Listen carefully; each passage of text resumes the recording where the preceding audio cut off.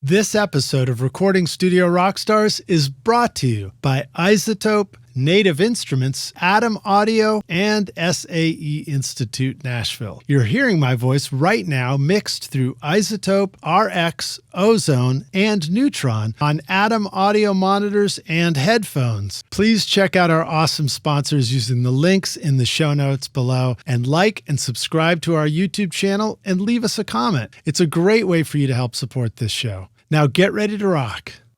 Give us a little introduction to Muscle Shoals. Well, first of all, I remember going down there to visit, and I was blown away, and doing the studio tours. It's kind of shocking. I was like, this is awesome. Yeah, it's sort of like if you mixed Berry Hill here in Nashville with East Nashville and a Hallmark movie. Just very small town, very remote. The closest freeway is an hour away.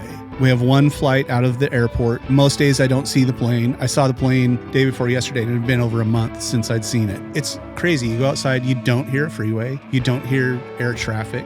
It's really peaceful. It's basically farmland for an hour every direction or more. No pollution, really. The light just kind of hits different because it's not, dealing with all the smog.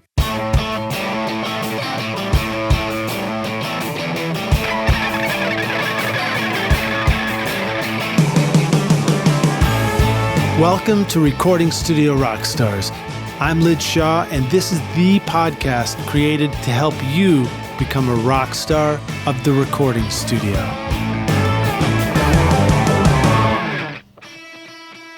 At Isotope, mixing just got even smarter. Introducing the new Isotope Catalyst series, Plasma, Aurora, and Cascadia, designed to transform your sound with intelligent processing for dynamically precise saturation, reverb, and delay. Plus, Neutron now features 3 new modules and an upgraded AI-powered mix assistant to help you get killer mixes with ease. Use the secret code ROCK10 to get 10% off the Catalyst series, Neutron, RX, or any of Isotope's incredible plugins at isotope.com.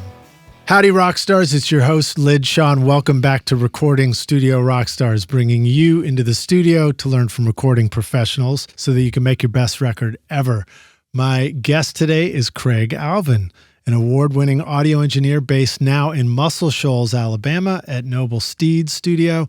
With over 30 years making cool records, Craig has worked with many artists, including Hanson, Little Big Town, Amy Grant, Vanessa Carlton, Hoge, Andrew Belle, Brittany Howard, and many, many others. He won 2 Grammys for his engineering on Kacey Musgraves Golden Hour album in 2019, and has contributed to Kacey's follow-up album, Star-Crossed, and is now nominated for a Grammy this year for Best Engineered Non-Classical for Deeper Well. Congrats on that. Craig's work has earned him a stellar reputation for his ability to capture compelling sounds live in the studio and his sonic aptitude as a mix engineer. He's also been a guest on the show for episodes 29 and 232, so please check those out. Now, Craig and I also created a free video to show you what we called his ultimate snare mixing trick, which you can find in the show notes at theultimatemixingmasterclass.com. So please check that out if you want to see some great mixing stuff. This helped my mixes tremendously in the studio, and I hope it'll help yours too. So please check it out. Please welcome Craig Alvin back to Recording Studio Rockstars. Craig, welcome back to the podcast, dude. Are you ready to rock? I am ready. How was that for a hefty intro read, straight into the camera and all this? Deep breath. I mean, it's I probably at some point wind down talking about how this is a new video podcast for me on the show, because eventually that'll be an old trope. But just learning all kinds of new things. We were joking about it that in my experience, doing the audio podcast was challenging, and then I figured it out, and then I was like, all right, I'll do the video, and then it's like, okay, let's make it 10 times harder. Yeah, I never had any interest in doing video, and now I'm finding myself in a culture where if I want business, I have to figure out how to do some video. So I'm working with a friend of mine down in the Shoals now, and she's creating little video clips for me, so I have content to put up for, for Instagram.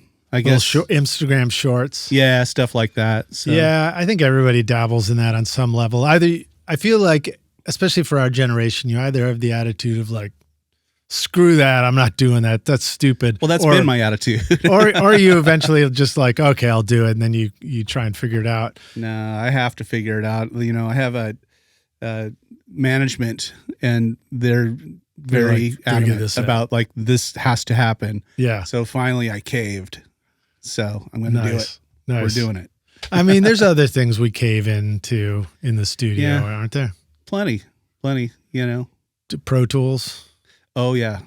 I didn't even know how, honestly, when Pro Tools came out, I was working on a studio that was analog. If we were doing digital, we were on ADAT, you know? Yeah. And when Pro Tools came out, I didn't even know how to turn the computer on. I didn't have an email account. I couldn't type. So, but I quit working at the studio I was at, and I had no choice but to go learn computers. So the day I left the studio for the last time, I drove straight down to Powell's Books, and I bought, I think it was Macs for Dummies or something like that. Oh yeah, nice. Yeah. Powell's Books, was that like one of the old bookstore chains or something like that? Or was Powell's this a local is place? That's downtown Portland. Oh right, that's right. Because I you grew were up in Portland, Oregon for a long time. Yeah, it's where I met Larry Crane for the first time. Oh, so, right on. Yeah. Anyway, I went down there and bought a book and was like, well, I better learn how to do this. And I literally like would sit at that computer. We had a PC at home that my wife used for work. And I would play those typing games, you know, where the little. Oh, right. To try and learn how to just type. I didn't know. Yeah. I had no idea. I had never needed it. But when it came down to it, I knew I needed to know Pro Tools if I was going to continue on in my career. So I did. So I've been through this kind of thing before. Yeah. I remember, I don't even remember what it was called. It was like the very first little portable battery powered stylus pen thing from, it wasn't Apple. It was some other company, I think. And I remember getting like it. A Blueberry? No, it was different than that. It was something like, it was this thing that was going to be all the rage, and then it wasn't. Oh, you know? okay, yeah. Like there's a lot of that in the digital world, right? And you had to, and so like you had to learn the special shorthand for the letters. Oh. And so it was like, there was a game, they gamified it where like these letters would fall down on the screen. Then you had to like L, you go like, you know, you do a little scribble thing.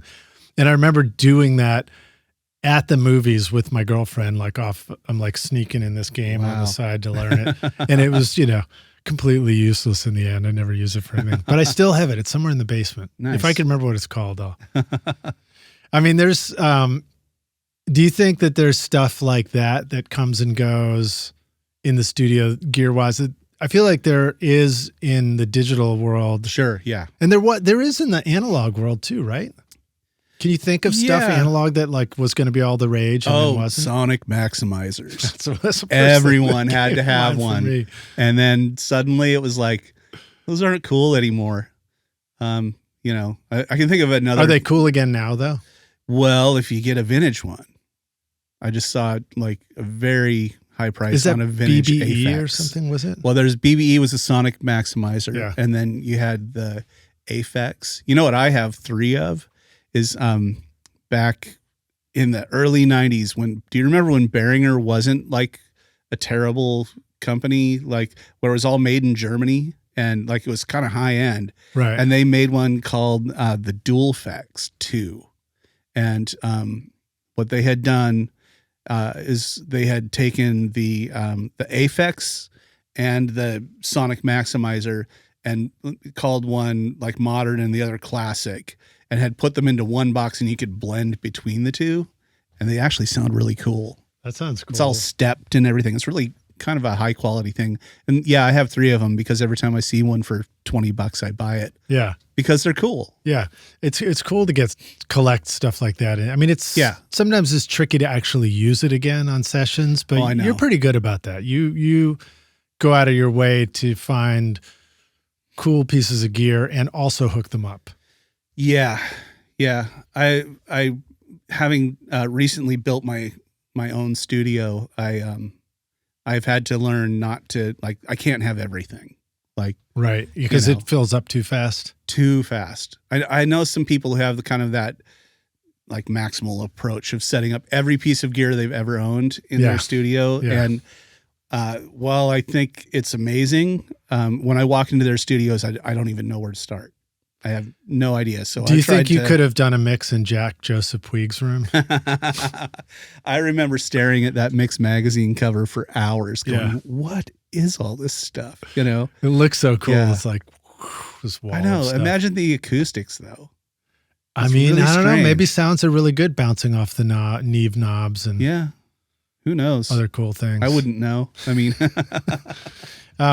Yeah, I always wonder about that too. Like my studio, we got the room dialed in. Carl Tatz came in and designed it. Sounds amazing. And then, you know, and he sort of convinced me to get rid of the old tall racks and I got the tape machines out and I got these lower racks and everything, which were of course empty tabletops at first. And then almost immediately I just filled it up with stuff. yeah, I'm trying to avoid that. Right now I do have a tape echo and an EQ sitting on top of the rack. But I did that in my new studio. I really tried to make sure that whatever we did on the left, we did on the right. And that everything was down kind of like, you know, at low. Yeah. So that I had a mirror image on the left and right for mixing. Yeah, I think that's probably smart, especially if it's anywhere within the proximity of where the speakers in your ears are, right? Yeah. I mean, you can't help it on some things. Like I have a Trinov monitor controller and I have to have the monitor for that off to the side. So that's there, you know, little things. So you're rocking the Trinov there. So, and what are you got, well, maybe we should back up a little bit too. So I think between our last interview and this one, you now have a new studio. Yeah, I moved from Nashville, where I had been for a very long time, down to Muscle Shoals, Alabama.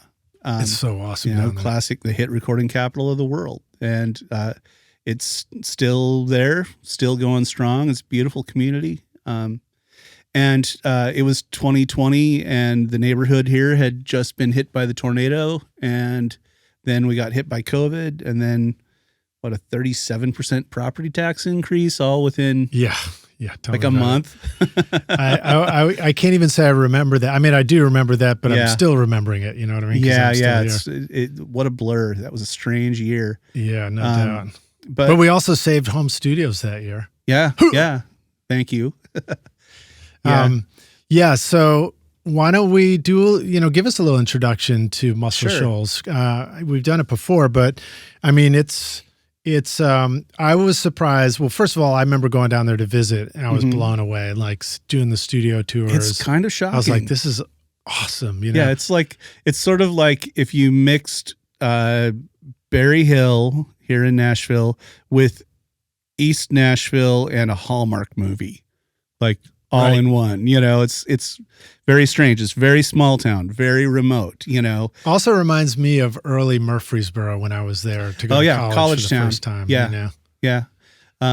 It's I think it's a little smaller than Murfreesboro, but probably and a little more remote. Like the closest freeway is an hour away. And we have one flight. Is that to Athens or something like that? Or Athens, Huntsville area. Huntsville, yeah. We have one flight out of the airport. So, and most days I don't see the plane. I saw the plane day before yesterday and it had been over a month since I'd seen it. Wow. So it's crazy. You go outside, you don't hear a freeway. You don't hear air traffic, you know, it's really peaceful. There's a lot, it's basically farmland for an hour every direction or more around the place. So, it's no pollution really. The light just kind of hits different because it's not, dealing with all the smog. Yeah. And the Tennessee River just runs right through. Runs through it. Yeah. And when I was down there visiting and went up close to the river, I had, of course, dip my toes in the the water, the famous water. Yeah. Down there right in front of Cypress Moon Studios. Yeah. Yeah. The second location of Muscle Shoals Sound. That's what that is. Yeah. Oh, really? Oh, okay. Yeah. And then I didn't know that. And the water's it seems cleaner than like the Cumberland up here in Nashville. Yeah. But so the other thing that surprised me was going down, you hear Muscle Shoals and, if you've seen the documentary Rockstars, there's a wonderful documentary about Rick Hall and then the whole birth of Fame Studios and all that, and then Muscle Shoals Sound. So definitely worth checking out. But so I'd heard of that and I go down to see the studios, but then, paying attention and being there, I discovered, it's like 4 little cities, 4 little they call it quad cities. You have north of the river is Florence. That's where the University of North Alabama is. That's where I live. And then south of the river, you have Sheffield, which is the smallest of the towns, right in the middle. Yeah. And then and that's where your studio is now, right? Yeah, Sheffield is where most of the studios are. Although they are spread throughout the shoals, most of the studios are kind of centered in Sheffield. But then you have Tuscumbia, which is a beautiful little town, kind of a retirement community. A lot of older folks, big golf course, nice place.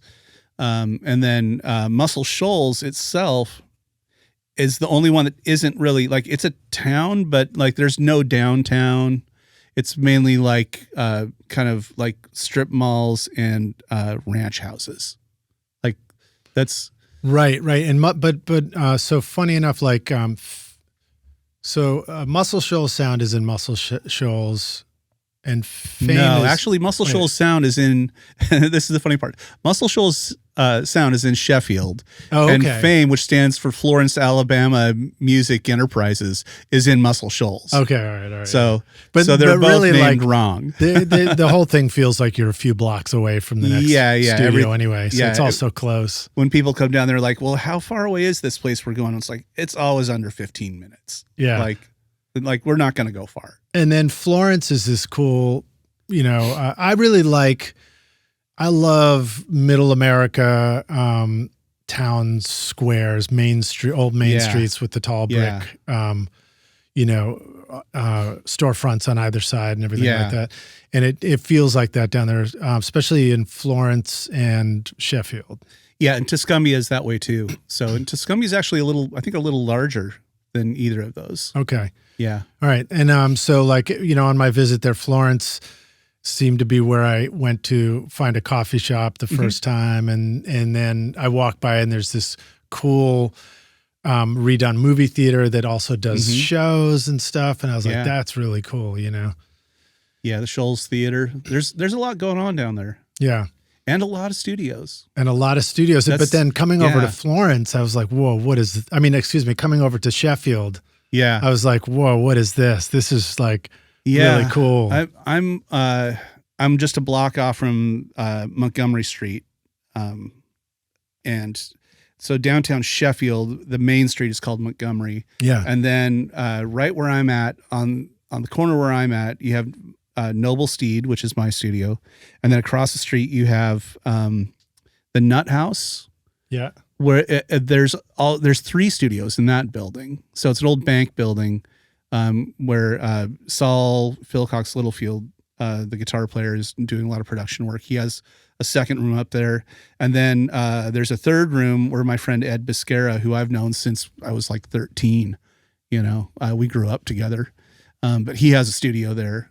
And then next to that is Greg Pace, who's our local tech.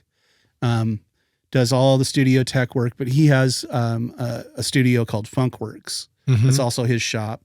And then across the street from that is the old Chamber of Commerce building, which was Three Dog Night's studio. Wow. And then across the street from that is Peanut Montgomery's studio. Which is like a museum or something, right? Yeah.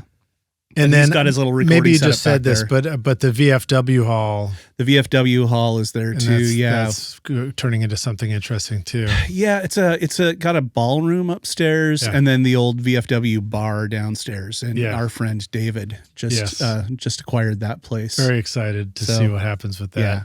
Yeah. And then I came down and did a day trip down there, and you were kind enough. We chatted on the phone, but then we didn't get to say hi during the day, but I went around and looked at a bunch of houses there and just kind of explored, and it was really fun to do.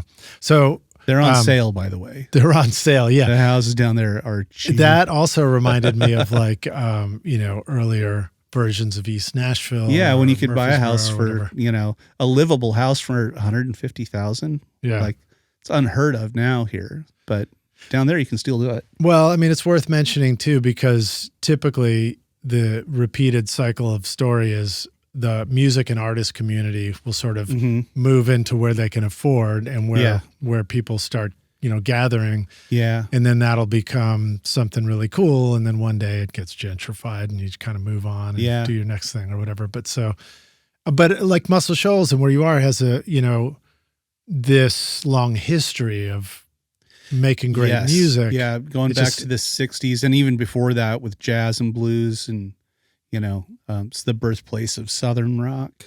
Aretha Franklin. The Stones recording. Yeah. They Brown recorded Sugar down there. Yeah, and Wild Horses. Yeah. Yeah, you have a lot, like a lot of great music done down there. Bob Dylan. I remember hearing a story that Wild Horses was written in like 15 minutes in the bathroom.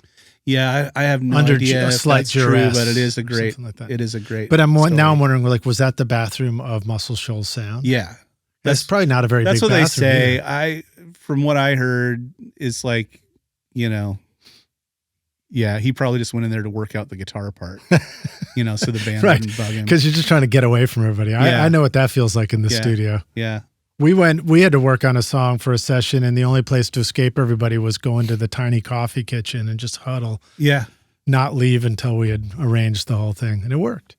Yeah. Well, you got to find your place where you can concentrate. So, yeah. And if you've ever been in Muscle Shoals Sound, it is a shoebox of a building. It is not big. Dreaming of a career in audio or the entertainment business? SAE Institute Nashville, in the heart of Music Row, offers hands-on programs where you'll learn on professional-grade gear with industry pros, learning through real projects, not just lectures. Explore studio production, live sound, audio for film, and a whole lot more. Or take the entertainment business program to learn about contracts, promotion, and more. With diploma, associate, and bachelor's programs, there's a path for you. Book a tour today at nashville.sae.edu or call 615-244-5848.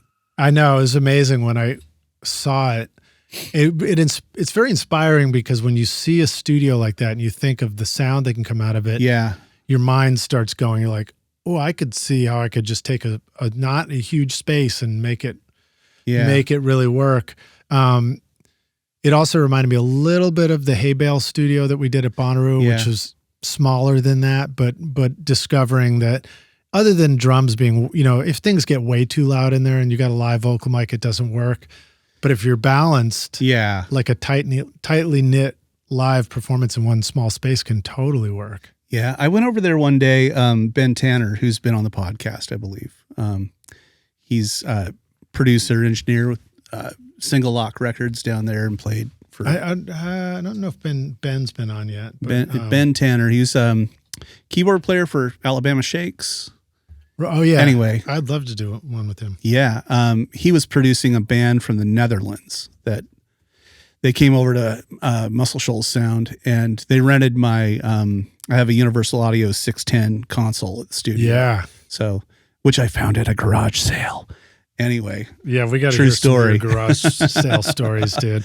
Anyway, but they rented it, and I went over there, and this band was really like they really knew that style of music, which was kind of that that 70s Southern rock, little bit of R&B, Anyway, I walked in just to give it a listen and see, what they were up to, and hearing that sound come out of the speakers, it sounded like it could have happened, like it felt like I was traveling back in time, listening to them, and they were working off from tape, so they had the 610 console and then the API console they have there in Muscle Shoals Sound. So now you got yourself, didn't you get a 610 console? That's the one. I do have, I have a 610. Or you got a different one. I have a 610 that came out of a studio in Lexington, Alabama, which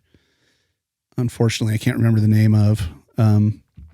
But yeah, I found it at a garage sale. So that's amazing, man. Yeah. We also we bought the API console from OmniSound in Nashville. Oh, very cool. So we have the 48 channel API legacy there. That's great, man. That's a great story because a lot of people loved Omni up here, and we're sad to see it go. I loved Omni. Yeah, I'd done a lot of good records there, and I was happy I to did get one that. session there, and it sounded great. Yeah, I mean, No, I mean, it wasn't, everything was because Omni sounded so great, Yeah. But I remember thinking, what a cool studio. Yeah. So the API legacy, so that's your setup now. You've had a variety of consoles too. Yes. Maybe just start giving us a description of Noble Steed. Like, what's the story with that? I mean, you guys found a building down there and really built out a studio the way you wanted to. Yeah, we just, I had originally thought I was going to be working pretty close with Charles Holloman, who's been on the podcast. Yeah, he's great. He owns a couple studios down there. And then when I got down there, I actually bought his house, and he moved around the corner from me. And we're still great friends, but it just kind of became clear to both of us that what he was trying to do and what I was trying to do, they probably weren't going to mesh super well together. Right. So I went to my manager, Jason, at Noble Steed Music, and said, I got to find a place, and so he flew down, and we looked around, and we found a building in downtown Sheffield. It was an old doctor's office, and we bought it and gutted it and built a studio. The doctor. Yeah. So you're doing surgery on music? No, not really. What's funny about it though is that if you know the story of the Swampers, that they left Fame to start Muscle Shoals Sound. Yeah. And they rented that building from Dr. Mullendore, who's the doctor whose office we bought. Oh, that's right. So he moved from one place to a new location, and then eventually became your studio too. Well, so what it was is he built a doctor's office, and then he started buying property. So he bought the old casket factory, which became Muscle Shoals Sound. Oh, wow. Yeah. The casket factory became they built Muscle caskets Shoals. there. Why didn't they just keep calling it the casket factory? I know, it would have been cool, right? I guess Muscle Shoals Sound makes it a little easier to tell what it does when you go there. Yeah. I think it was also the casket factory where songs go to die. Well, Noble Steed is great. It's such a cool little spot, and you're like a block from the town center or whatever. So like if you want to, there's a new coffee shop down there that I remember going to. If you want to walk Groundhog over. Coffee, highly recommended. Yeah, cool. There's always musicians hanging out in there. Yeah, and then I think Dave's about to open a pub there too, right? A couple doors down from the coffee shop, the Sheffield Pub. That's cool. Is opening. That's cool. So, how would you describe the layout of your studio? Well, efficient. That's how I would describe it. It's not a big building. Mm-hmm. I forget the square footage, but I had been working on. I had done this like beautiful layout of like a perfect 70s, like Nashville 70s style studio with all these little rooms that were essentially booths that were padded, with the cedar and all that, like they all used to be. And then I came up to Nashville to work on the Star-Crossed record for Kacey Musgraves. And we were over at Ronnie's place, which is a studio soundstage. And it was like we were in the control room, but the control room, it was so cramped that they had put a big old SSL 9000J in there. And then we had rented a bunch of gear from Blackbird, and Kacey had brought in her furniture because she wanted more comfortable furniture. And by the time we got everything in that room, it was like there was just no room. Like we couldn't move. And it was, for me, it was uncomfortable, cause I just couldn't, I was always stuck at the console or not in the room. I was trying to make room for other people because we were recording a lot of the vocals in the room and a lot of programming was being done. It was really warm because consoles get hot. Yeah. And mine used to get that way with that vintage MCI console. It was like an oven right there in front of me. Yeah. So when I got done working on that record, I came back and tore up the plans and I want one big room that's a control room with 2 booths.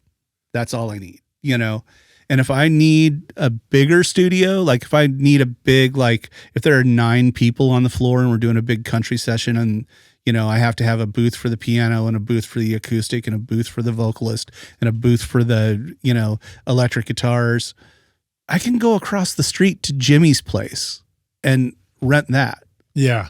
And that's what I do. Like on that Fancy Gap record that I played for you. That's a cool We did one. the drums across the street because we wanted a big drum room sound. Yeah. Well, I think that's a great way to work. I've done some versions of that. I've worked with other, I'm trying to think of I've done some going to other studios. I've always had sort of a studio with some space anyway, which has helped. But I've definitely gone to other places to either do recordings with my band or, work with somebody mixing. And it's always great to see other studios and see how the whole layout is and everything. I went to a studio at John Finnell's up in Columbus, and it was really spacious. Nice. And I remember thinking, wow, this is so nice to be able to have the drums, and you can have a whole guitar zone over here. And the bass can have a zone. You have room over for there. the cases. Yeah, you don't have to figure out where to put stuff. If I have two guitar players show up on a session, it's like, where do we put all these cases? And if the drummer decides to bring his drums, then it's like, oh no, where do we put everything? My son right now is down there building shelves, so I have places to put snare drums and stuff like that. That's what I had to do upstairs in my studio loft too. I think these are reasons why it's worth it for us to consider a shed or something where you're like, you know what if I put a shed and it's right there and it's like take your case immediately. Sheds are not cheap. I've been looking into them. Oh yeah. We just fenced in the back courtyard of the studio, and one of the things I want to do is put a shed back there so that I have a dry place to put random stuff. I mean, have you looked at what's the new app, Temu or whatever, where it's cheap shit from China and they just send you a tent for $12? No, I haven't looked at that.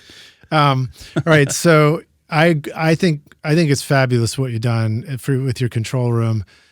And it reminds me of some spaces that I've been in too, where there is a bunch of room to breathe. And because I feel, what do you think about this? Like when you're mixing, it makes more sense to have a little cockpit where it's just you and the speakers and you can hear it well. And hopefully somebody else can sit in there with you.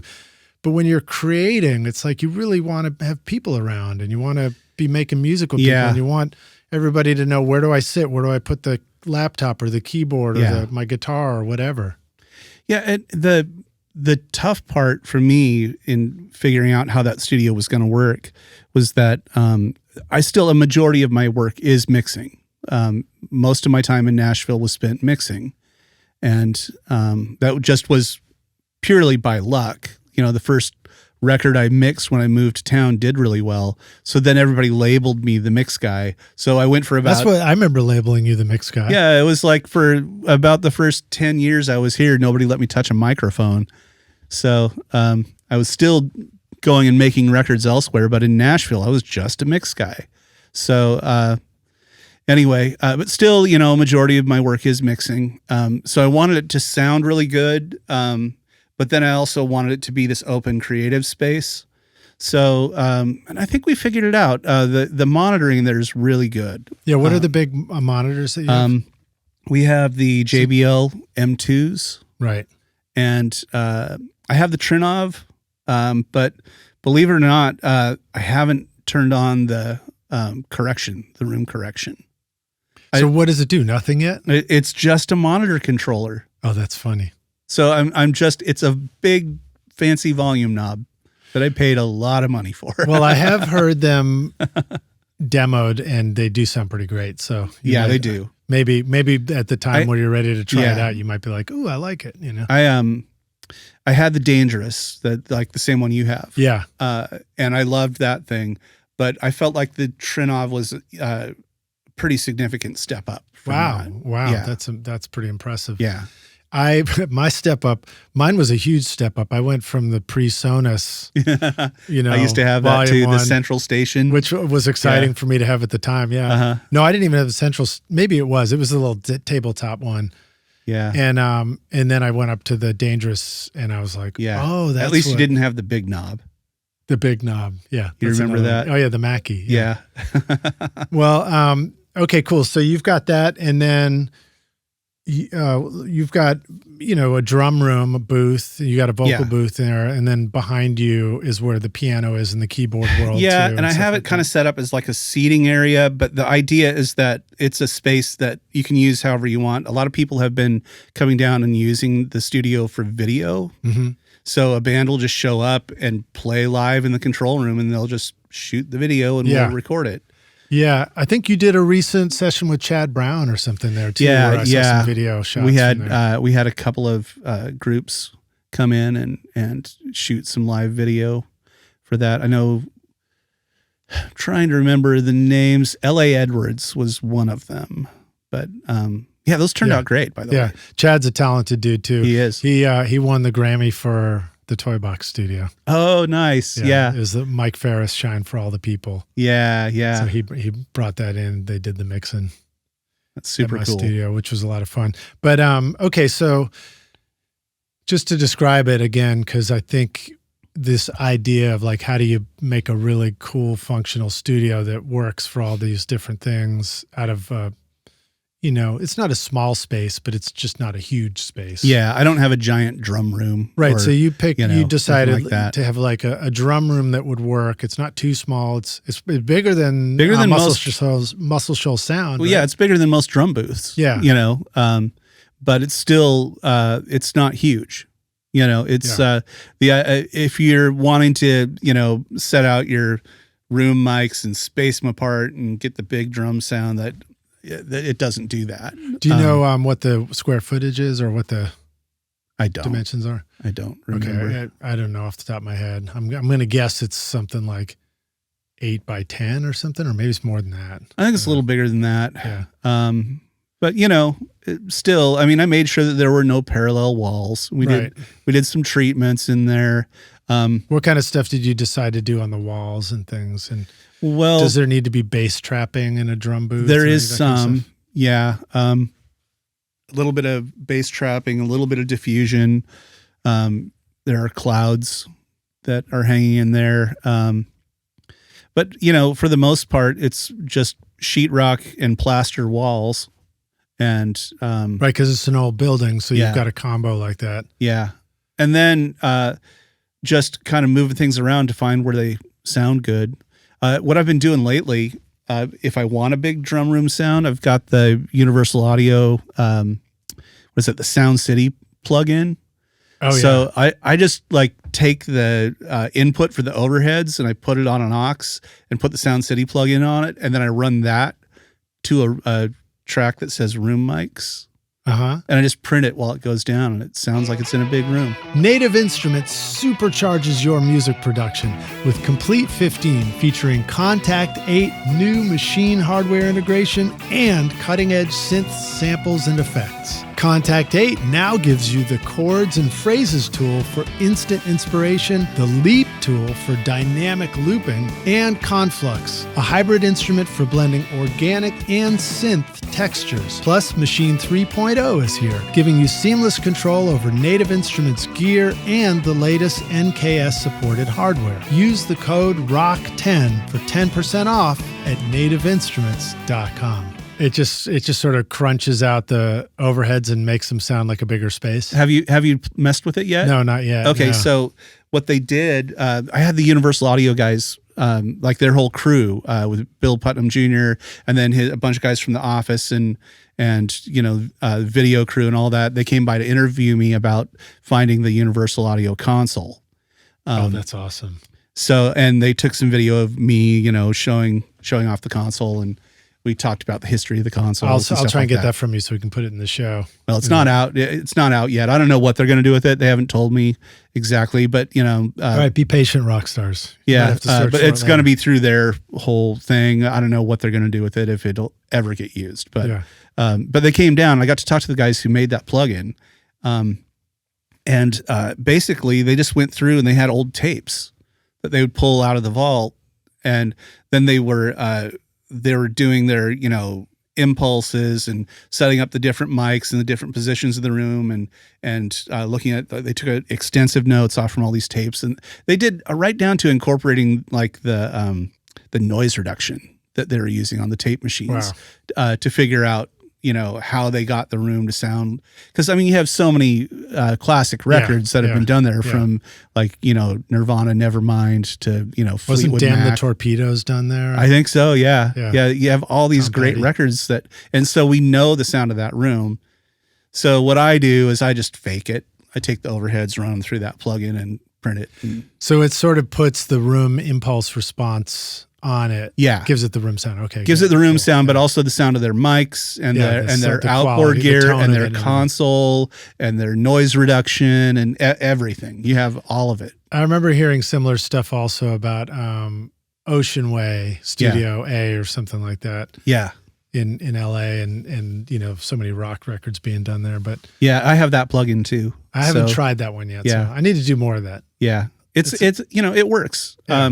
Here's the thing is that when you're building a studio and your goal is to actually be profitable, you have to realize that if you get a certain amount of square footage, then not only are you paying for that square footage and for remodeling and treating that square footage and doing maintenance on it, and insurance and taxes, keeping it heated or cooled. Yeah. I mean, your cost just goes up and up and up, which is why I was like, hold on, let me figure out what about, 90% of my work is and make a space that works for that. Yeah. And then create a couple of interesting workarounds so I can get another 5% out, of the space.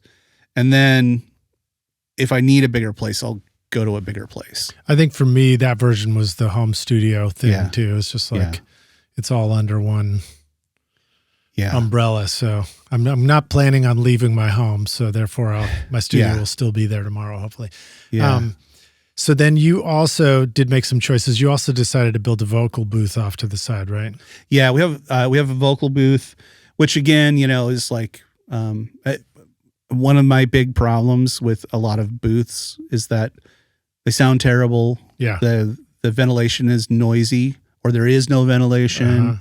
They aren't really soundproof, So we made sure and took care of all those things. The booth looks good, sounds good, has constant airflow going through it, but is totally silent.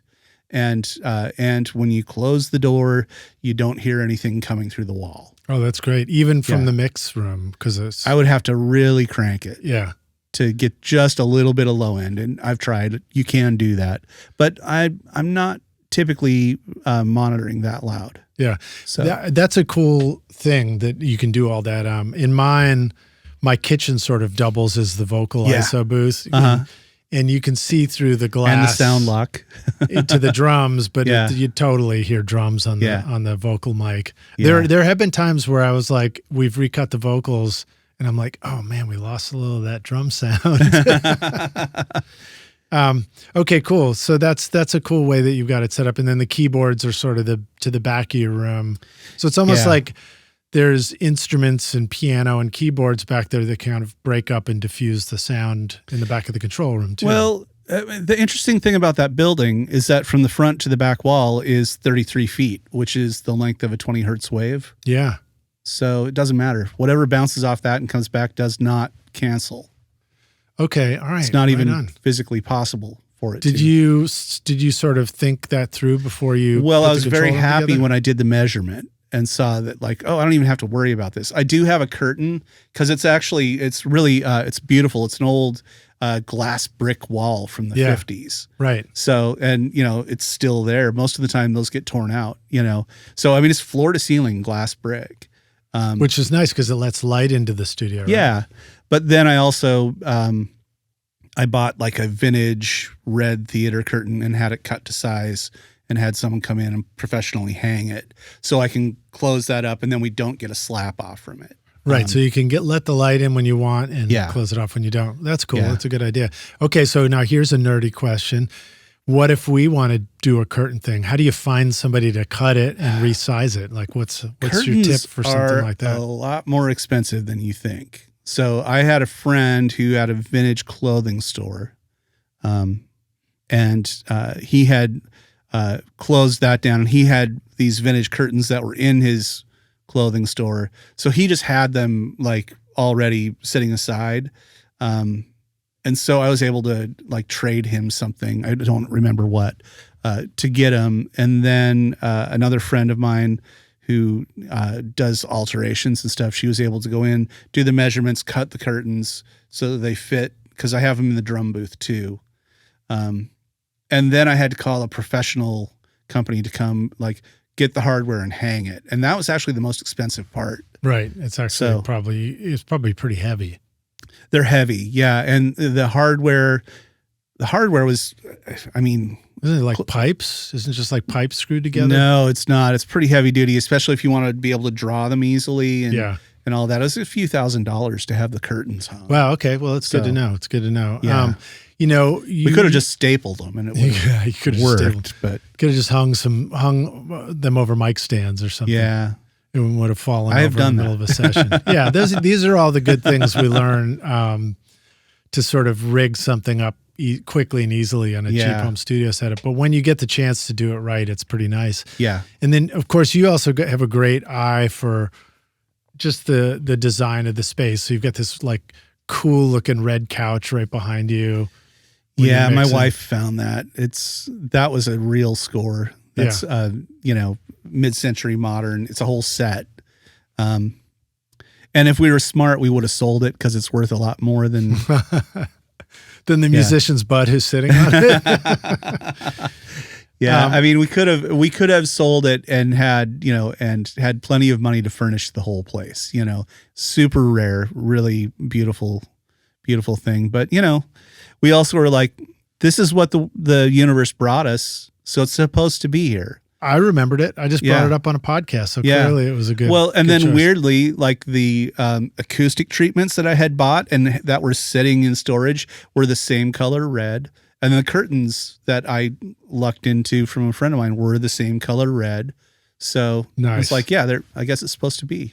Wasn't there? Am I remembering that there was something about the walls that was interesting, and it had to do with the doctor who used to be there, like a poster or a plaque or something interesting?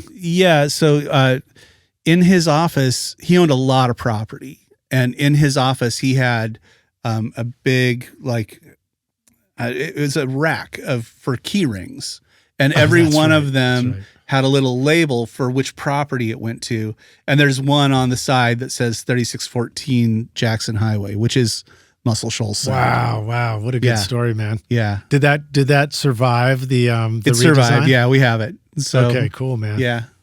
So Rockstars, when you go there, maybe ask Craig if you can hang your keys on the Muscle Shoals hook. I don't know.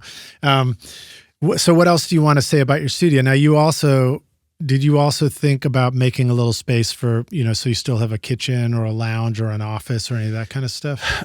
So we have a space like with a dining room table. So there's a place to eat. A lot of people like need to, that, Yeah. Set up there. I've been in so many studios where you're like, they order in lunch and there's no place to eat. So you're sitting there with this, famous artists and the best players in the world. And they've got their little styrofoam thing on their lap and they're trying to eat. And you're like, come on, guys. I mean, I try and solve that with TV trays, but even that, it's like, well, and then the other thing is then lunch is over and the control room just stinks like food. Yeah. Especially when somebody orders shrimp tacos from El Aliciense, it gets a little, sorry to throw you under the bus, Hunter. The other thing that we've done though is we have because our kitchen isn't really a kitchen. There's it has a fridge and a microwave. Yeah, it's kind of all we need. Coffee maker. Yeah. But we have a guest house that's just a few blocks away with a full kitchen. And it's right nice. on. So it's a four bedroom. So it's sort of like an Airbnb situation that can go with the studio. So if you're traveling down to work with us, or if you just want to come see the place. So let's just put that out there right now. So Rockstars, if you have a band and you're somewhere and you think it would be really cool for us to all go to a cool place like Muscle Shoals. Yeah. That's an option. It is an option. Yeah. We have that happen all the time. And the other studios. And they can make a record with you. Yeah. That's awesome. And the other studios in the area use it too. Like they'll just call us up and go, do you have these dates available at the house? And we're like, yeah. So they'll put their artists in as well. So it's a nice spot. Tell us more about the UA console. So you found it in a garage sale. Yes. Universal Audio flew all the way out there to do a video of you talking about it. Did you have to do some bringing it back to life as well? Yeah. So there was a guy in Muscle Shoals named Paul Kelly. He lived in Sheffield, where the studio is, and he's the one who he did a lot of amazing tech work and studio design work. He built the console at Fame, built the console for Muscle Shoals Sound. He built this one I remember Woodrich Studios. Oh, wow. Yeah, Woodrich Studios, which is where mine came out of. Anyway, and then he also he designed the echo chamber over at East Avalon Studio in Muscle Shoals, and he did. Is that just Charles's place? Yeah, yeah. Which is my favorite reverb chamber I've ever heard. I love that thing. When are we making a plug into that? I don't know. You might want to. Might want to keep your eyes peeled. Might happen. All right. So, anyway, yeah. So we, this guy had built this console, and back when they were doing it, I think at Woodrich they're more of kind of like a jingle studio. I don't know of any hits that came out of there, but they had this studio this console custom built, and it was actually built into the furniture, there was, a cabinet where they kept the gear, and it was built into it. So when they decided to decommission it and take it out in the 80s, they just cut it with a jigsaw and then snipped the cables. And then the old engineer was like, "Do you mind if I take this home?" They're like, "Have it." So that's the guy I bought it from. So it's the guts are sort of underneath the panel of the thing. Yeah, and the power supply was missing, Wow. So what I got out of it was I got the master section, which was a passive master section, which is still being worked on. And then I got the 10 mic pre's. Which are tube mic pre's, right? Mm-hmm. Tubes and transformers. Yeah, tube mic pre's. And so what we had to do was the state the console's in now is actually it's 10 mic pre's racked up. And we're eventually going to add in the master section again, but that's still being worked on. But I have that. And then I had on the front end, I had a adjustable pad put in with phase reverse and 48 volts. Right. So, makes it a little more modern. Yeah. I wonder, I put phantom power and phase on my Ampex. Yeah. What is it? The MX35 or 10 or something like that. They had the 4 mic pre's on it. Yeah. The stereo out. And I was sort of surprised to discover that it does work for, so in other words, by putting phantom power, it lets me use a condenser mic on it. Yeah. As opposed to just a dynamic or a ribbon. And then I was like, oh, it's going to be great. And when I do some acoustic and some things like that, it really does work pretty great like that. But I thought I was going to use it to blend mics on a guitar cabinet, kind of like Vet 47 dynamic. And I quickly discovered that I just blew that shit up. When, so much level coming out of the famous condenser. story of the Rolling Stones going to Muscle Shoals Sound, they almost had to call out the session because they were playing so loud that it was that the input of those 610 modules really sensitive. Yeah. Like I can put my RCA 77 and plug it in, turn it all the way up, and it's fine. And that mic does not have much output. And I remember reading that Keith Richards' guitar amp had a U67 on it. So a lot of level going. Yeah, into that so console. they had to have someone come over and build pads for the input. So that's why I just had the pads built into the console. Did somebody literally build it in the morning before the session? I believe they had a guy come over, a tech come over and just throw it together, Yeah, no. So they could keep going because it wouldn't work. You have to be really careful with those old tube circuits because, and I think it's actually the transformer that saturates. Right. Oh, interesting. So I have to. If I'm using, I have a Heiserman H47, and if I'm using that even on a vocal, I have to click it all the way down to -20. Wow. And turn it up. So do you get to use the UA console for drums then too? I do. I some good get ways to do but what I've found is that the drums generally prefer to be through the API.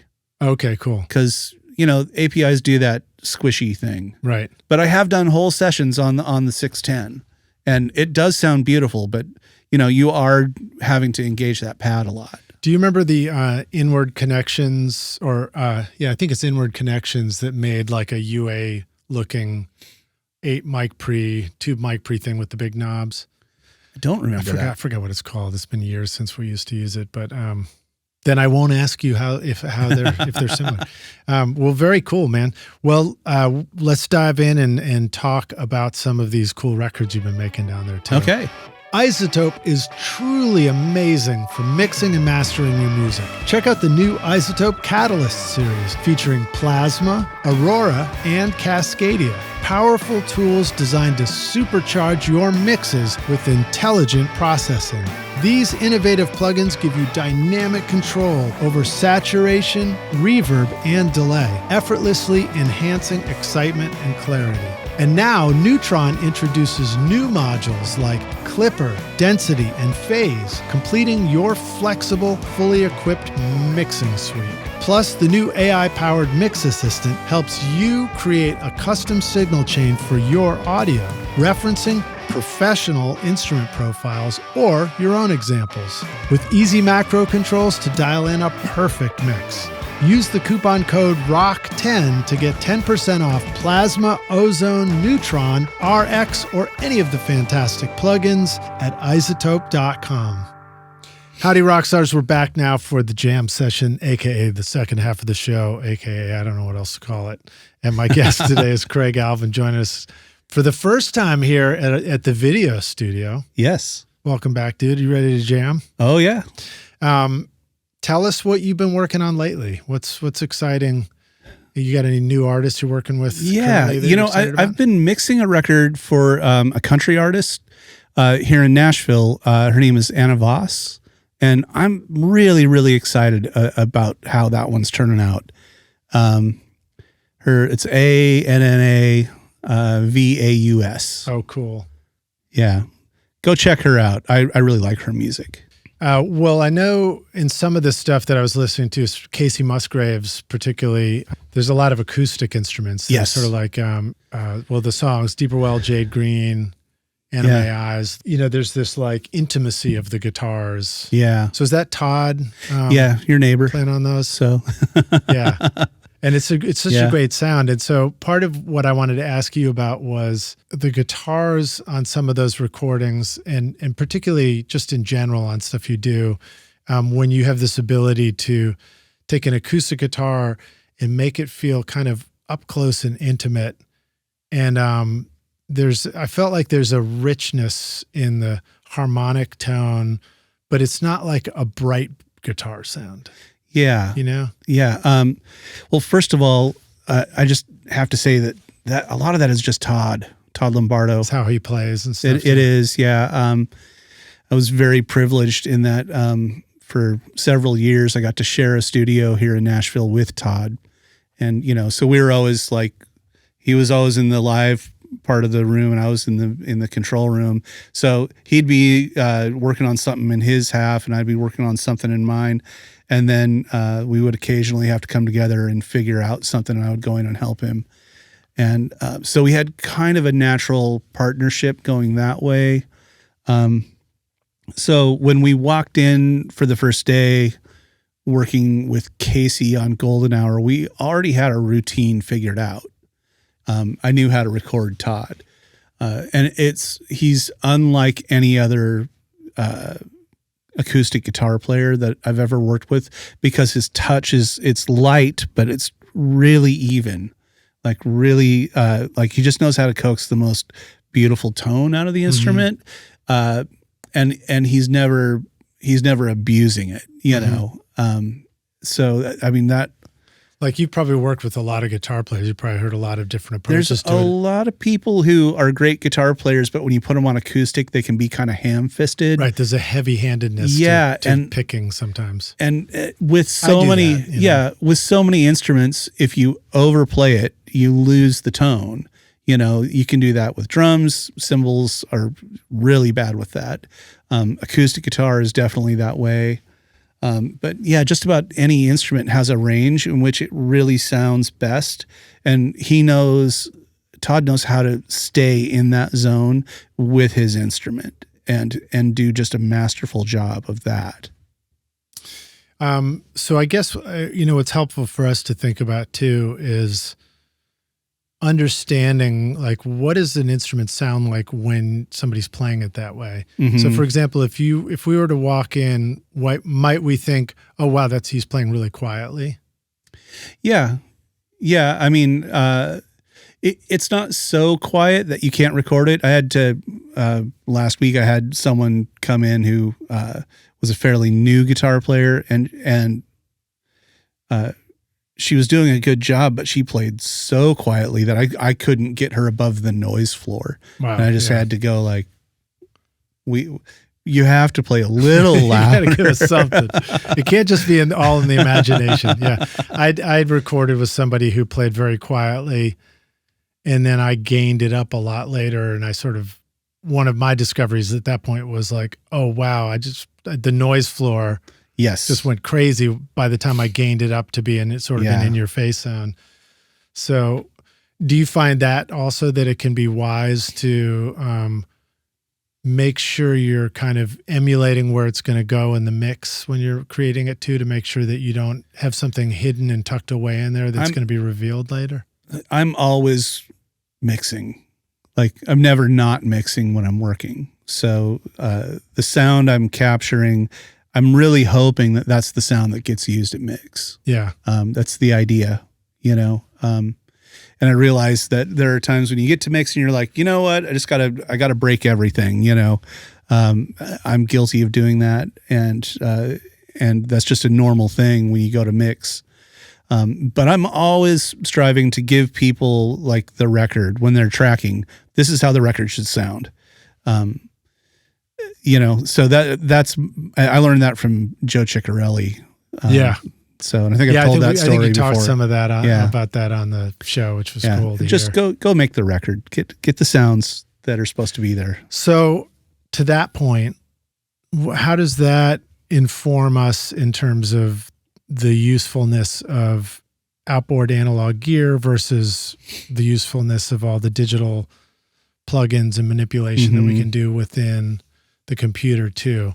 If we want to get things to sound like the record and always be mixing, what do you think that means? What does it mean to you? Like, if you want to do digital or the analog, I mean, do you reach for particular pieces of gear or a plugin during the recording stage, or are some things reached for after you record it? The recording stage always starts at analog, and unless you're working just with a laptop and you're programming on the. For me, I tend to work with musicians who are playing real instruments in a room, so that's an analog process. And I guess the big thing is you want to make sure that you're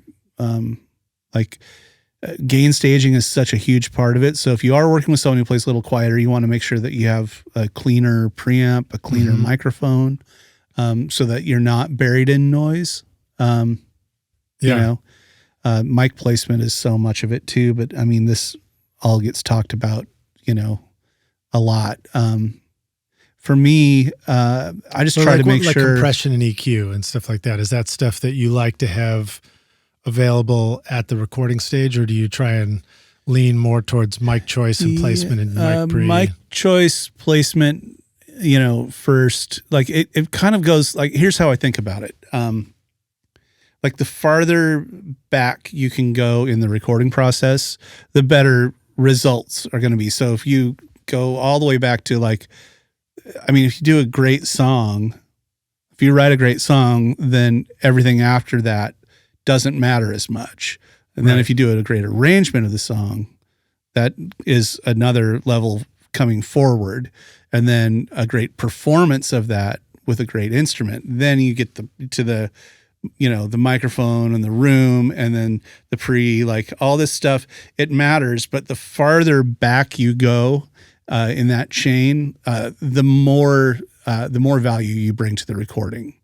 Farther So- back, you mean like earlier, all the way to the right? yeah, of the in song. time and in the chain. So the farther back you go, the better off your recording is going to be. Yeah.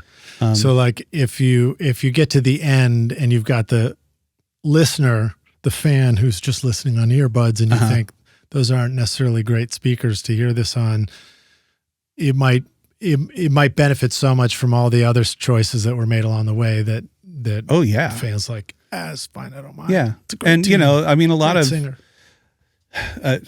I guess a lot of great recordings aren't necessarily great recordings. We just think of them that way. Yeah.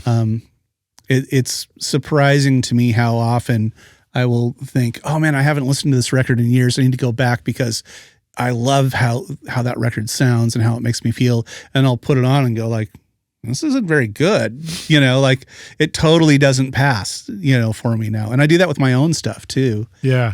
I remember going through a little bit of a mental exercise, a listening exercise where I was listening to something play out of the jukebox at the bar or whatever. I think it was at the Red Door, and they were playing, I don't remember what it was, but it sounded so good to me. And then I thought, I was like, oh, you know what? What happens if I stripped away the vocal and it was just all that was left was the band in this? And I was surprised, like there's a number of times where I might have listened and thought like, yeah, the band, like this is a great recording and I love this tune, but the band without the vocal, it's not bad. It's just less of a life changer. In that moment. For me, one of the classics is when the levee breaks, when people talk about how big that drum sound is. Right. And then you go put the record on and you're like, no, it's not that big. Just the memory it's of just, it. yeah, your memory of it is so huge, but you put it on and it's just not. It's just not. And wasn't that done with like was it just two overheads? I think and a two kick mics. or something Yeah. like that? Two mics for In a overheads. stairwell? Yeah.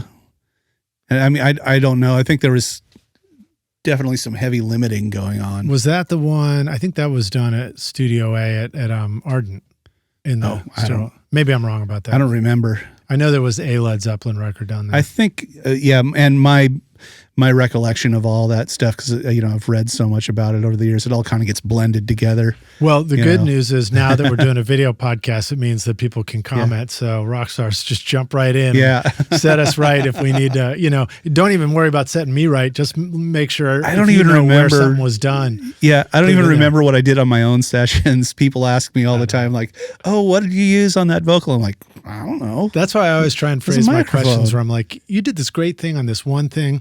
What's your general approach? Because I'm like, I don't want to corner somebody too much on a detail.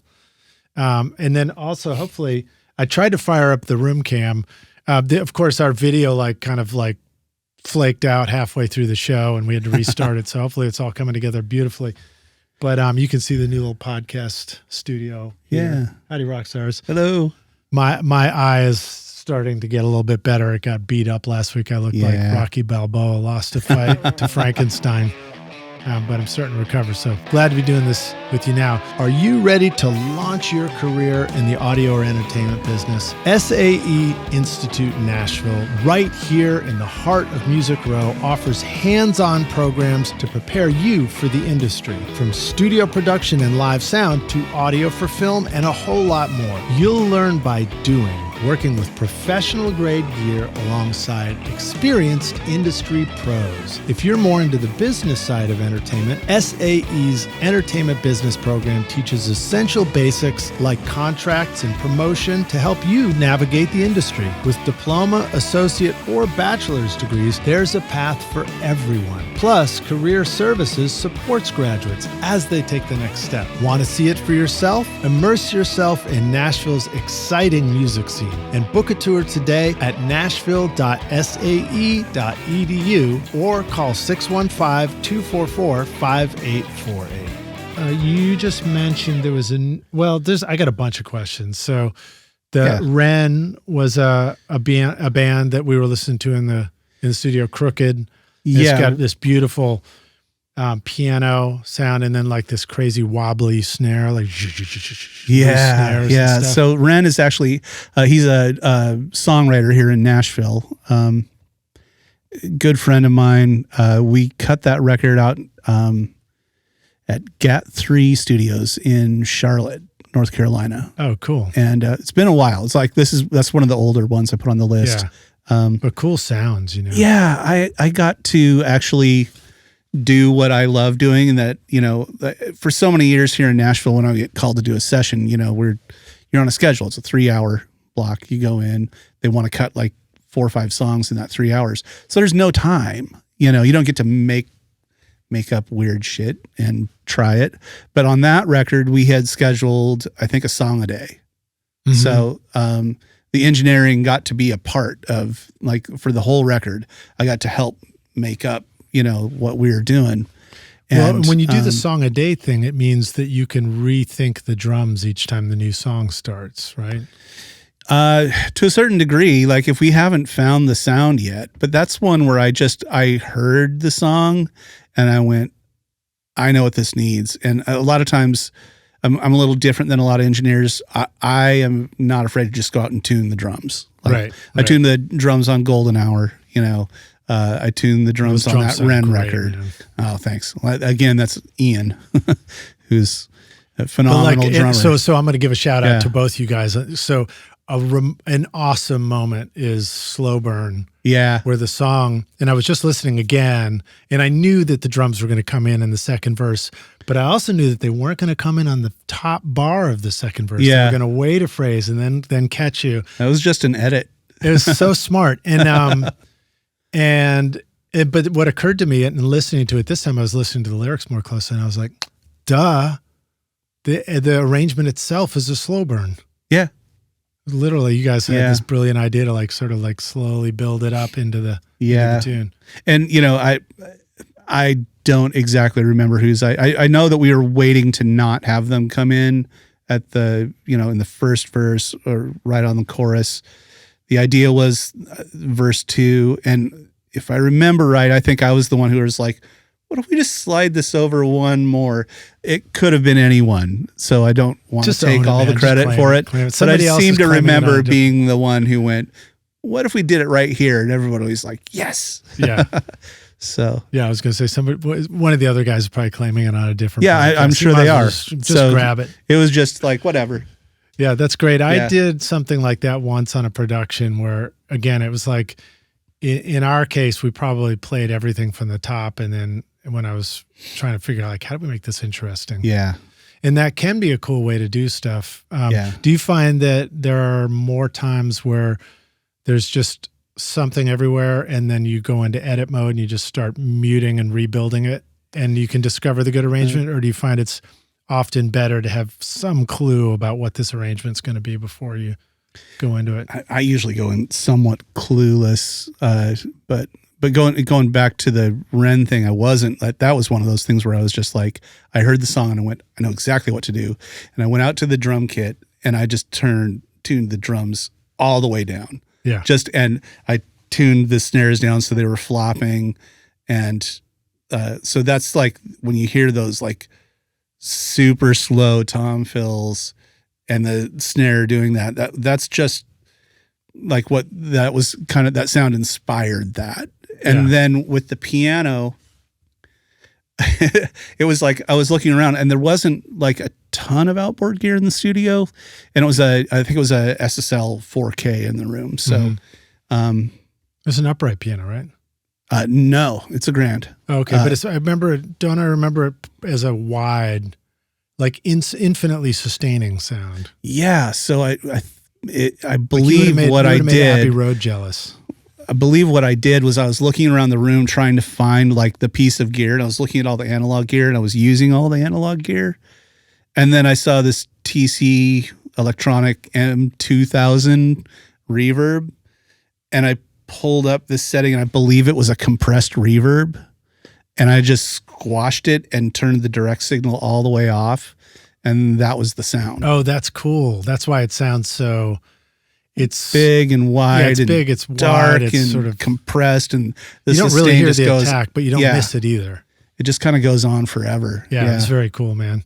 And you have a lot of stuff where you do really clever things with that kind of creating a huge sense of space. And I don't know which I'll ask you some of this. I don't know which you may have done or it may have already been there, but like Deeper Well and Jade Green, both of those I noticed like a real beautiful wash of verb on the voice, stuff like that.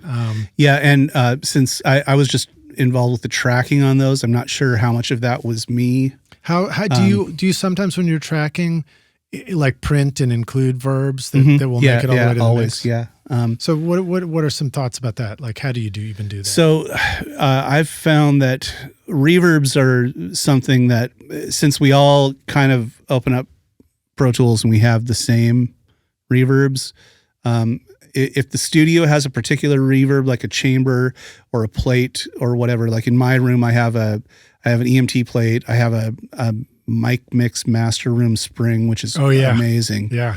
And then I have, I chose for my digital reverbs, an Ursa Major space station and Clark Technique DN 780. And the only reason I have those is because I got the Clark for free.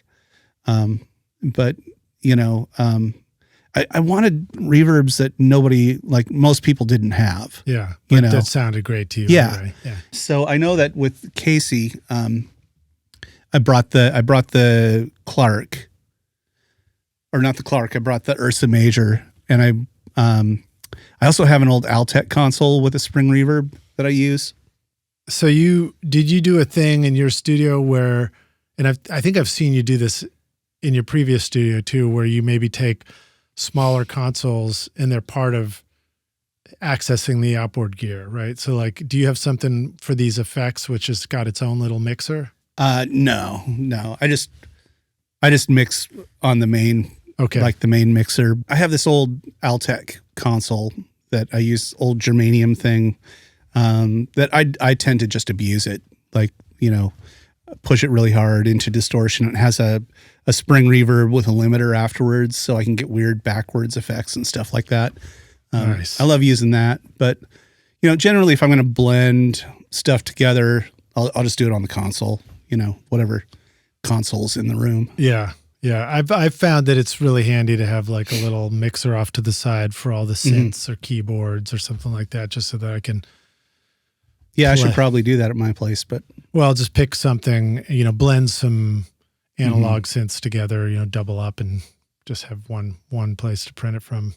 But what else about the reverb? So like a reminder, Rockstars, as I mentioned, Craig did this awesome mixing class with us called the Ultimate Mixing Masterclass. That's the name we gave it.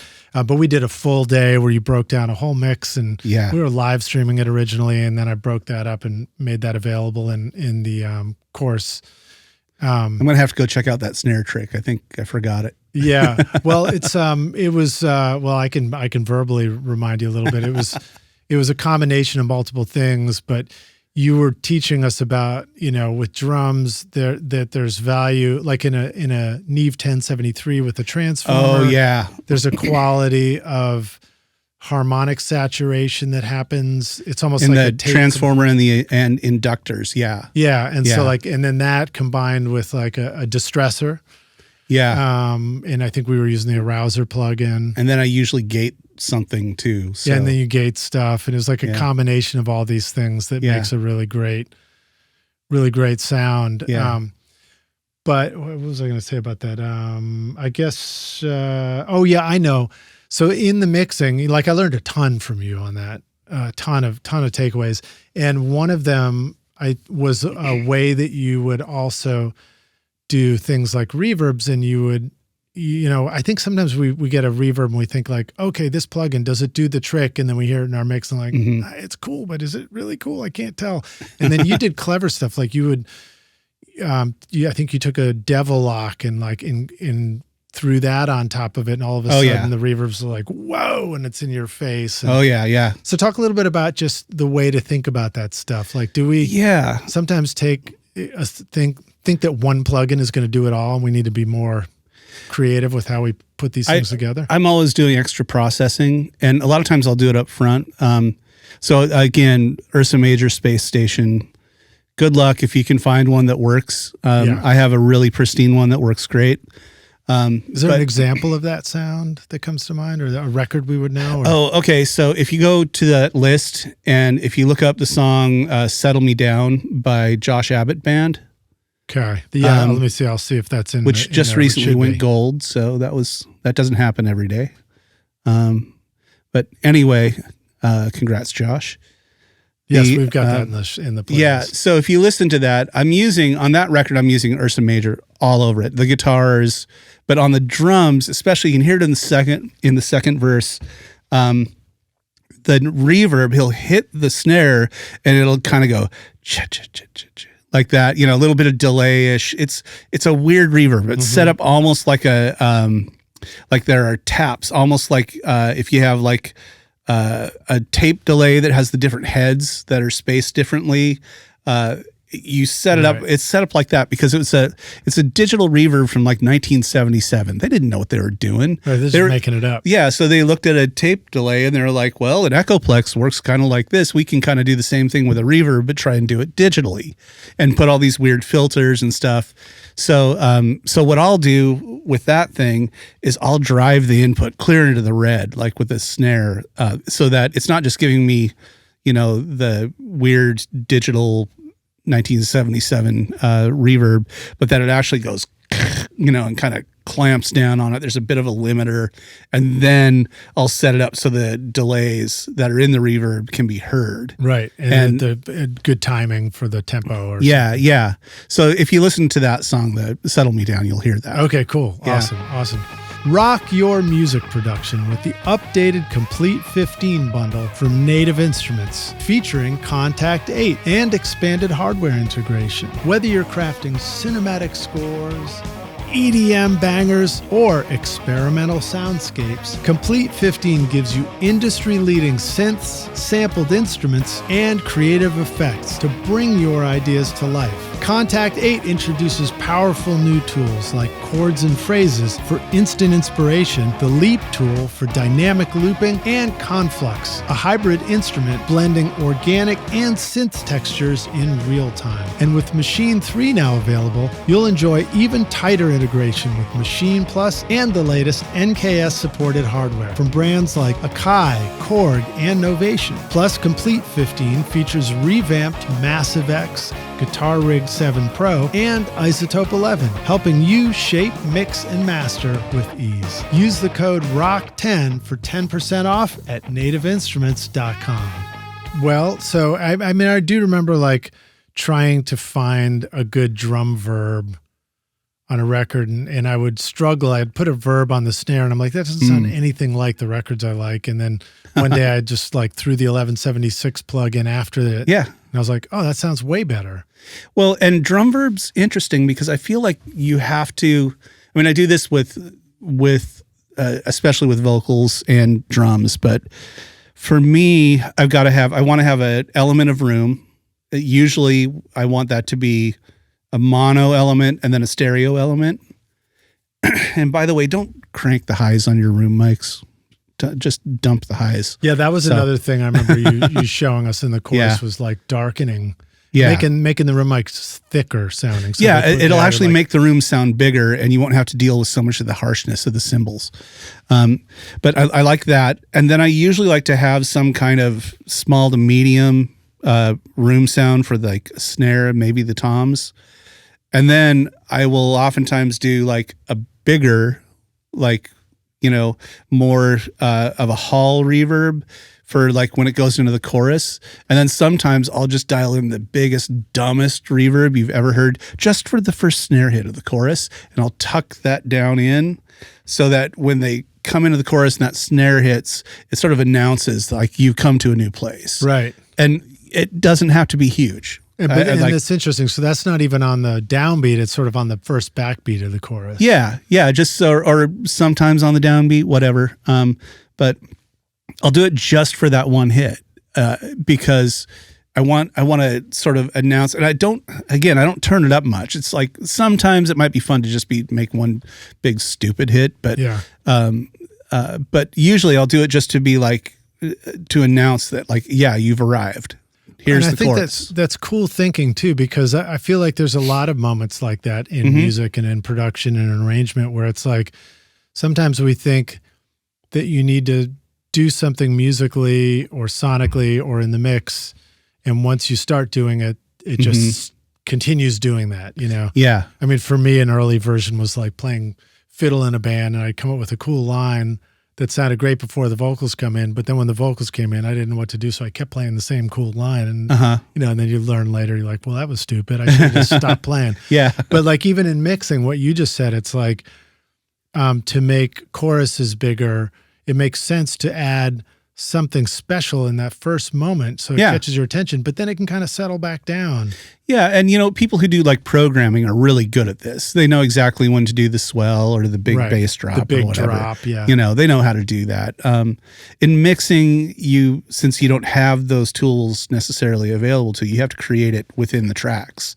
So, and you know, it's good not to be too heavy-handed because you can get called out for stuff you don't like that. Get caught doing it. But that's the great thing. Is like you're sort of just like you're tricking people into thinking more is happening than is really happening. Well, I mean, I definitely learned that it can be worth your time sometimes to go in and, you know, boost that downbeat kick drum and the crashes and the downbeat of a chorus, and then make them go back by the next snare hit or whatever. Yeah, yeah.